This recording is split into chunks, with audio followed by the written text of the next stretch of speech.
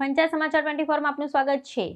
લીમખેડાના દાભડા ગામે જમીન કબજા મામલે બે પક્ષો વચ્ચે ઉગ્ર ધીંગાણું, મહિલાઓ પર હુમલાના આક્ષેપ સાથે સામસામી ફરિયાદ।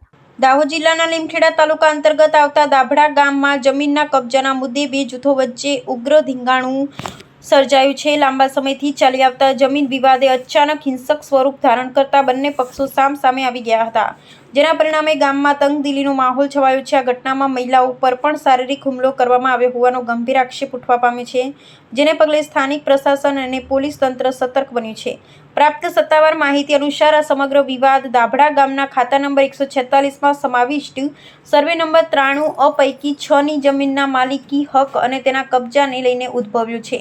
જમીનના હિસ્સા પર બંને પક્ષો પોતાના કાયદેસરનો દાવો રજૂ કરી રહ્યા છે। કબજો મેળવવાની ખેંચતાણમાં પરિસ્થિતિ એટલી હદે વણસી ગઈ કે બંને જૂથો વચ્ચે ઉગ્ર બોલાચાલી બાદ મારામારી થઈ હતી। જમીન પચાવી પાડવાના આક્ષેપો અને વળતા પ્રહારોને કારણે કાયદો અને વ્યવસ્થાની સ્થિતિ જોખમાઈ છે।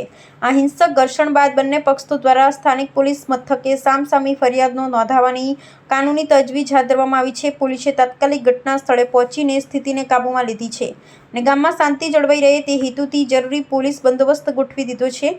હાલમાં પોલીસ વિભાગ દ્વારા મહેસૂલ વિભાગના દસ્તાવેજો અને જમીન રેકોર્ડની ઝીણવટભરી ચકાસણી કરવામાં આવી રહી છે, જેથી હિંસા ફેલાવનારાઓ સામે કડક કાયદેસરની કાર્યવાહી કરી વિવાદનો યોગ્ય ઉકેલ લાવી શકાય।